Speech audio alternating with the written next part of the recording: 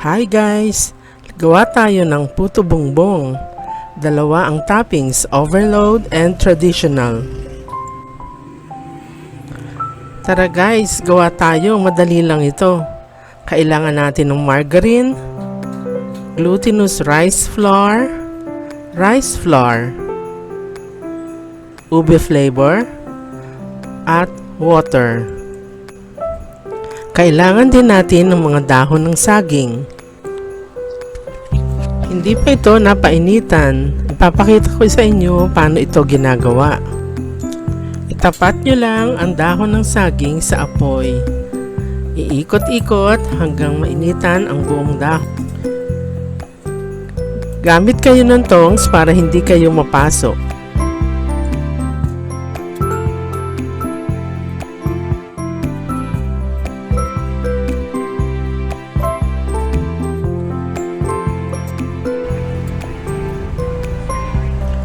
Mapapansin nyo, binabaligtad-baligtad ko para mainitan pati ang kabilang side. Though nalinisan ko na ang mga dahon nito, pwede nito para ma-disinfect ang mga dahon at maging malinis sila. Ayan, napainitan ko na ang mga dahon. I-set aside muna natin ito for later. By the way, mapapansin nyo na naging very flexible ang mga dahon.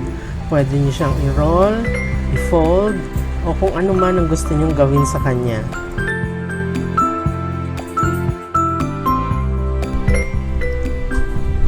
Ngayon, i-prepare naman natin ang Puto Bumbong mixture. Lagay ako ng 2 cups ng glutinous rice flour sa bowl.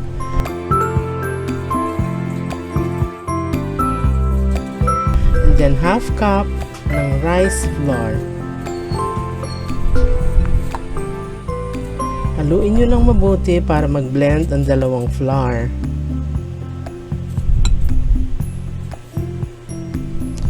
Maglagay na rin tayo ng 1 tablespoon ng ube flavor. Ikalat-kalat nyo lang siya sa flour. And maglagay na rin tayo ng water. Mga half cup muna, huwag niyong biglain ng 1 cup ng water. Simutin nyo ang flavoring na nasa tablespoon.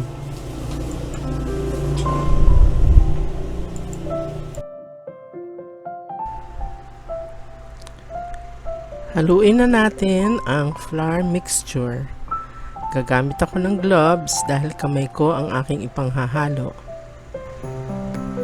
Dinadagdagan ko paunti-unti ng tubig kung medyo mahirap haluin ang mixture.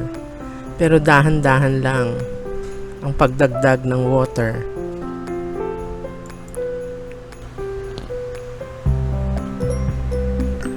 Huwag gawing masyadong basa ang mixture. Medyo durug-durugin nyo siya habang hinahalo nyo. Tuloy-tuloy nyo lang ang paghalo hanggang magkadurog-durog siya. Meron tayong texture na gustong ma-attain. Medyo grainy at maging parang authentic ang mixture natin, gaya ng authentic na Puto Bumbong. Feeling ko masyadong nabasa ang mixture. Ayaw niya kasing maghiwa-hiwalay.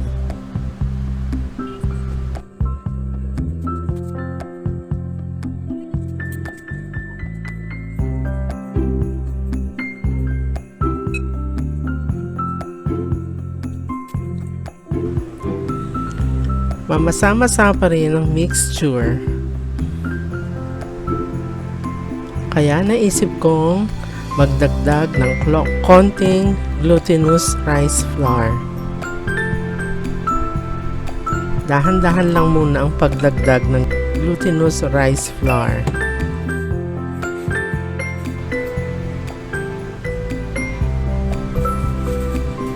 Gayahin nyo na lang ang ginagawa kong paghalo sa mixture. Medyo naaatay na natin ang gusto kong texture. Halu-haluin pa natin.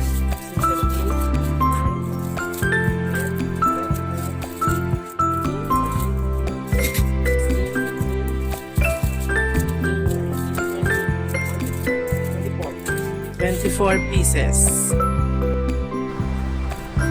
Ready na tayong mag-steam. Ayusin na natin ang mga nabalot na puto bumbong sa isang steamer. Ang ginamit ko dito ay steamer lang ng rice cooker. So pwedeng-pwede kayong gumawa nito sa bahay.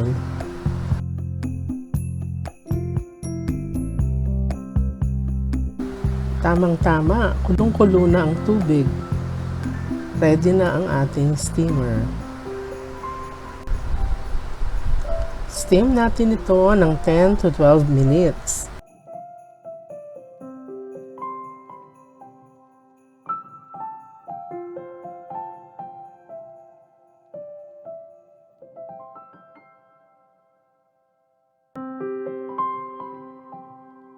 A few moments later. After 10 minutes, hahanguin ko na sila.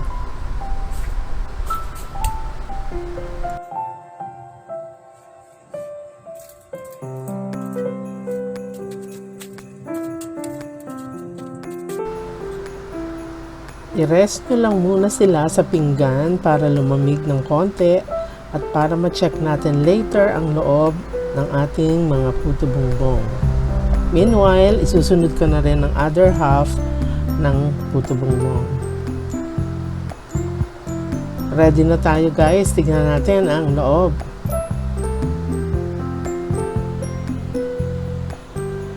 Wow, ang ganda ng loob niya, parang authentic na puto bumbong. Mukhang maganda ang pagkakaluto natin. Importante na huwag niyong sisiksikin ang mixture kapag nagro-roll na kayo sa foil.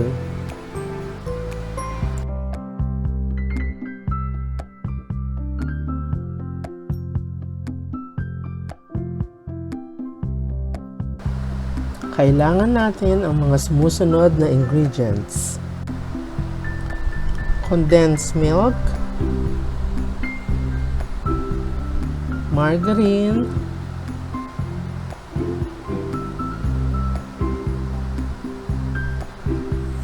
cheese, at gagamit din tayo ng pangkadkad or grater.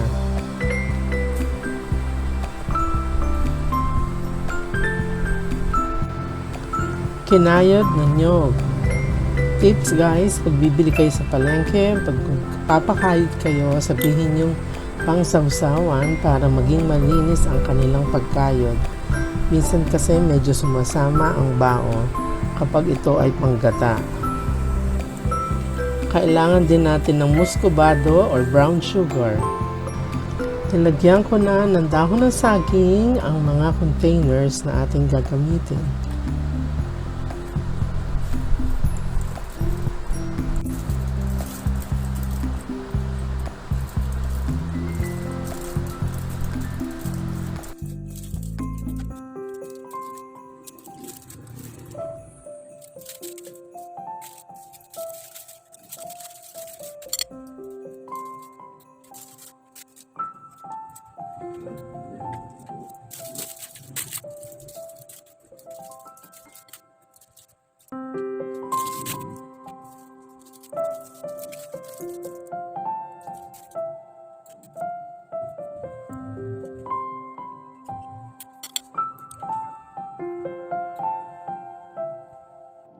Maglagay na tayo ng toppings sa ating mga bumbong. Unahin ng star margarine. Masarap ang maraming star margarine.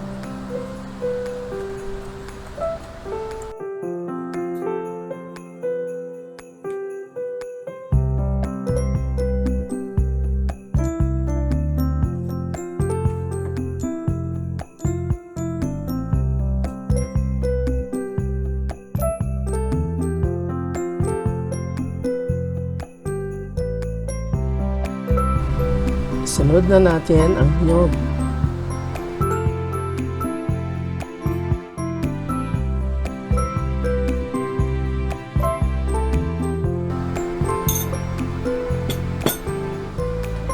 Then, ang muscovado or brown sugar.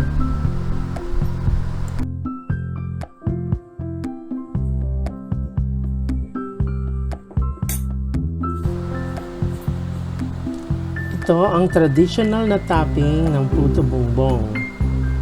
Masarap siya, simple at malinamnam.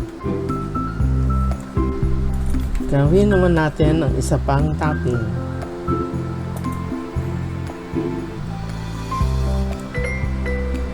Ganun din, unahin ang margarine.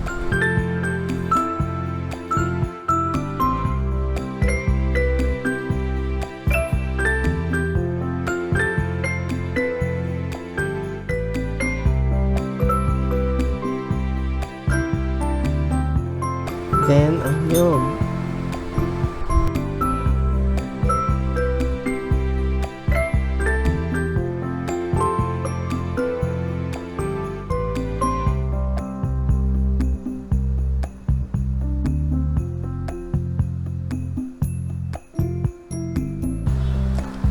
Sunod na natin ang condensed milk.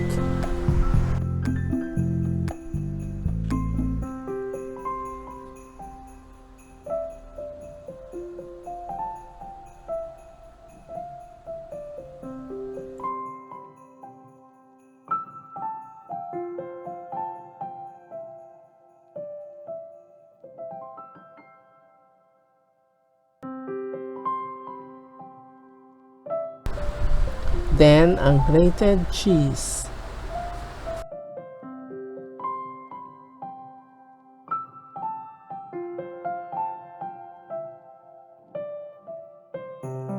Mukhang masarap din siya, di ba? Ito ang Puto Bumbong overload.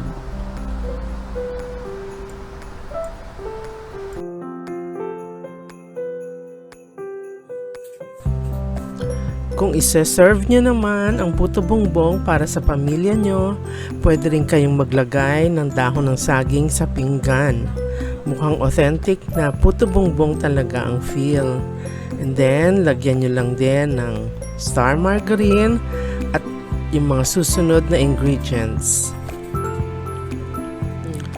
Lalagyan ko na siya ng nyog. Then, lagyan na rin natin ng cheese.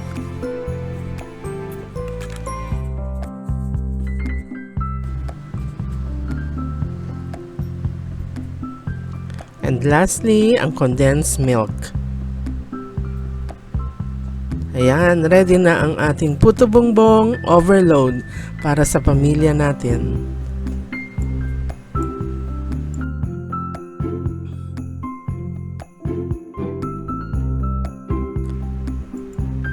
Natikman ko na sila guys, ang sarap. Parehong masarap ang traditional Puto Bumbong at ang Puto Bumbong overload.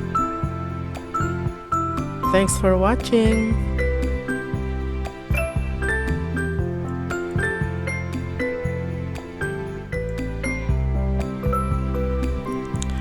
Please don't forget to like, share, and comment.